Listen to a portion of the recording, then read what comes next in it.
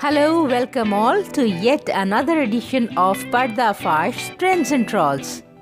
इस हफ्ते खबरों का सिलसिला शुरू करते हैं कुछ गुड स्टोरीज के साथ। इस हफ्ते न केवल भारत ने बल्कि पूरे वर्ल्ड में टॉप ट्रेंडिंग पर्सनालिटीज में शामिल रहा एक नाम, चंडीगढ़ की कुड़ी हरनाज संधू कौर का। 21 साल की हरनाज ने 21 साल बाद मिस यूनिवर्स का टाइटल जीतकर भारत का मान अंतर्राष्ट्रीय पटल पर बढ़ाया। इजराइल में आयोजित हुए 70वें मिस यूनिवर्स कॉन्टेस्ट में 79 अन्य प्रतियोगियों को हराकर संधू ने यह खिताब जीता। इससे पहले सुष्मिता सेन ने 1984 में और लारा दत्ता ने 2000 में मिस यूनिवर्स का खिताब जीता था। एक और जहां भारतीय सुंदरी ने पूरी दुनिया में अपने देश का नाम बढ़ाया, वहीं भारतीय पर्वों को भी अंतर्राष्ट्रीय स्तर पर ऐतिहासिक और सांस्कृतिक मान्यता मिल रही है। बीते सप्ताह यूनेस्को ने भारतीय त्योहार दुर्गा पूजा को अपनी मानवता की अमूर्त सांस्कृतिक विरासत लिस्ट में शामिल किया है। इस फैसले के बाद पूरे देश में, खासकर बंगाल में खुशी की लहर दौड़ गई। प्रधानमंत्री नरेंद्र मोदी ने यूनेस्को के इस फैसले की सराहना करते हुए इसे भारतीयों के लिए गर्व और उल्लास का विषय करार दिया। यहाँ तक तो बात ठीक थी, लेकिन अब इस मुद्दे पर भी राजनीति शुरू हो गई है। मुख्यमंत्री ममता बनर्जी के भतीजे और टीएमसी सांसद अभिषेक बनर्जी ने अपने एक ट्वीट में केंद्रीय गृह मंत्री अमित शाह और बीजेपी लीडर्स पर कटाक्ष करते हुए लिखा कि अमित शाह और बीजेपी के नेताओं के लिए 2 मिनट का मौन रखना होगा, जिन लोगों ने चुनाव से पहले कहा था कि बंगाल में दुर्गा पूजा मनाई ही नहीं जाती। उनका झूठ अब सामने आ गया है।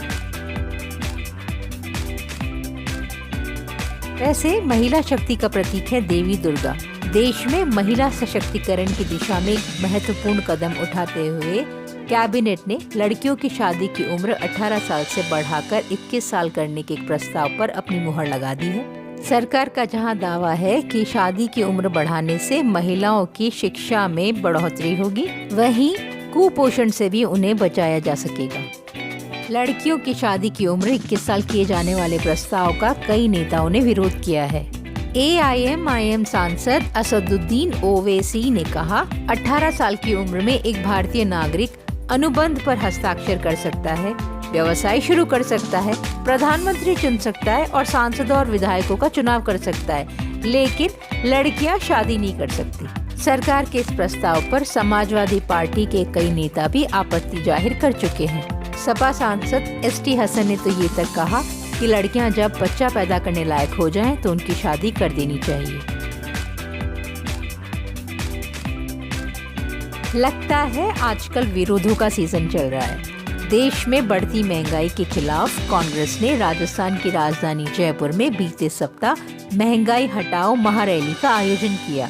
महारैली के लिए सोनिया, राहुल और प्रियंका गांधी भी जयपुर आए। कांग्रेस के तमाम दिग्गज नेताओं ने रैली को संबोधित किया। एक के बाद एक लगातार केंद्र की मोदी सरकार पर हमले जारी रहे। कांग्रेसी सरकार पर तीर चलाते रहे और पब्लिक कांग्रेसियों पर सोशल मीडिया पर गहलोत सरकार पर खूब कटाक्ष के वार चले। लोगों ने लिखा, जादूगर जी आप भूल गए, देश में सबसे महंगी बिजली और पेट्रोल कहाँ बिक रहा है? राजस्थान में। विरोध, धरना प्रदर्शन, इसके अलावा क्या किया जाए? ठंड में ठंडे ठंडे पानी में डुबकी लगाना चाहिए। जी हाँ, प्रधानमंत्री नरेंद्र मोदी ने गंगा नदी में डुबकी लगाई। मोदी ने बीते सप्ताह अपने ड्रीम प्रोजेक्ट काशी विश्वनाथ धाम के पहले चरण का लोकार्पण किया। अब उनके विरोधी भले इसे ड्रामा कहें, लेकिन उन्होंने अपने निर्वाचन क्षेत्र में आने के बाद काल भैरव मंदिर में पूजा अर्चना की, गंगा नदी में डुबकी लगाई, वहां से पवित्र गंगा जल लेकर भगवान शिव का जलाभिषेक करने के लिए काशी विश्वनाथ मंदिर भी गए। काशी विश्वनाथ धाम के उद्घाटन से पहले मोदी ने एक प्रार्थना समारोह में हिस्सा लिया। इसके बाद उन्होंने उस परियोजना में कार्य करने वाले मजदूरों पर उनके कार्य के लिए आभार व्यक्त करने के लिए गुलाब की पंखुड़ियां भी बरसाई। इस मौके पर उत्तर प्रदेश के मुख्यमंत्री योगी आदित्यनाथ, भाजपा अध्यक्ष JP नड्डा और देश भर से आए साधु संत भी मौजूद थे। काशी विश्वनाथ धाम परियोजना करीब 5 लाख वर्ग फीट में फैली हुई है और गंगा नदी को काशी विश्वनाथ मंदिर से जोड़ती है। इसके अलावा श्रद्धालुओं के लिए कई सुविधाओं का यहाँ विकास किया जा रहा है।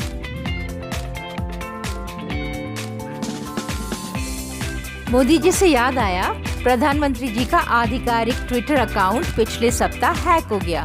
हैकर्स ने बिटकॉइन से जुड़े 2 ट्वीट्स किए जो कुछ देर में डिलीट हो गए। प्रधानमंत्री कार्यालय ने जानकारी दी कि कुछ वक्त के लिए परेशानी आई थी। पीएमओ ने कहा कि उस दौरान कोई ट्वीट किया गया हो तो उसे इग्नोर करें। बाद में ट्विटर के एक प्रवक्ता ने कहा कि पीएमओ से उसकी संचार लाइनें 24 घंटे खुली हुई हैं और गड़बड़ी संज्ञान में आते ही दूर कर ली गई। जानते हैं हैकर्स ने ट्वीट में क्या लिखा था? उन्होंने लिखा, भारत में आधिकारिक रूप से बिटकॉइन को कानूनी स्वीकार्यता दे दी गई है। इतने तेजस्वी लोग हैं हमारे पास। सरकार ने 500 BTC खरीदे हैं और देश के सभी नागरिकों को बांट रही है। घर की बर्बादी के आसार नजर आते हैं, बदले बदले मेरे सरकार नजर आते हैं। लखीमपुर खीरी हिंसा केस में SIT द्वारा किए गए एक बड़े खुलासे ने केंद्रीय गृह राज्य मंत्री अजय मिश्र टेनी के मिजाज ही बदल दिए हैं। इस केस में गृह राज्य मंत्री के बेटे आशीष यानी जूनियर टेनी जेल में बंद है और 6 जनवरी को उनकी जमानत अर्जी पर सुनवाई होनी है। लेकिन SIT की रिपोर्ट ने इनकी मुश्किलें बढ़ा दी है। विशेष जांच दल यानी SIT ने अपनी रिपोर्ट में यह माना कि लखीमपुर खीरी की घटना के पीछे एक बड़ा षड्यंत्र था।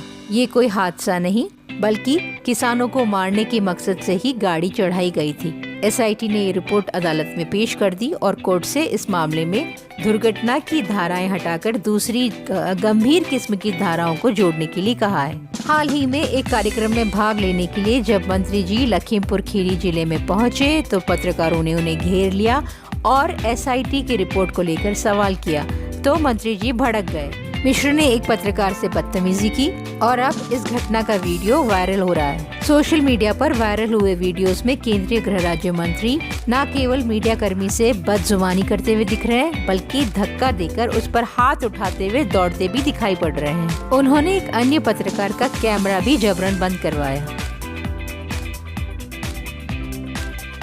भाई, बदतमीजी और बदजुबानी का एक नमूना तो कर्नाटक विधानसभा के पूर्व अध्यक्ष और कांग्रेस विधायक KR रमेश कुमार ने भी पेश किया, जिन्होंने महिलाओं को लेकर बेहद ही आपत्तिजनक और असंवेदनशील टिप्पणी की। MLA साहब ने विधानसभा में कहा कि जब बलात्कार को रोका नहीं जा सकता तो लेटिए और मजे लीजिए। हैरानी वाली बात यह है कि कांग्रेस विधायक की इस टिप्पणी पर विधानसभा अध्यक्ष विश्वेश्वर हेगड़े कागेरी आपत्ति जताने की बजाय इस पर ठहाके लगाकर हंसने लगे। रमेश कुमार इस विवादित टिप्पणी पर अब बुरी तरह घिर भी गए। उनकी ही पार्टी की महिला विधायकों ने उनके खिलाफ मोर्चा खोल दिया।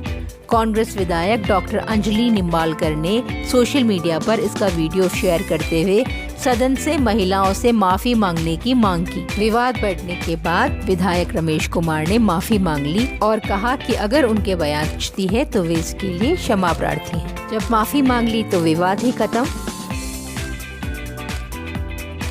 और अंत में आखिरी salute group captain Varun Singh को। तमिलनाडु के कुन्नूर में 8 दिसंबर को CDS जनरल रावत के साथ हेलीकॉप्टर हादसे में घायल हुए ग्रुप कैप्टन वरुण सिंह का देहांत हो गया। इंडियन एयरफोर्स ने ट्वीट पर इसकी जानकारी दी। हेलीकॉप्टर में कुल 14 लोग सवार थे, जिसमें से 13 जनों की मृत्यु उसी दिन हो गई थी। Group captain Varun Singh Wellington के आर्मी अस्पताल में भर्ती थे और बाद में उनकी गंभीर हालत को देखते हुए उन्हें बेंगलुरु शिफ्ट किया गया था। अस्पताल में 7 दिन रहने के बाद वरुण सिंह भी जिंदगी की जंग हार गए।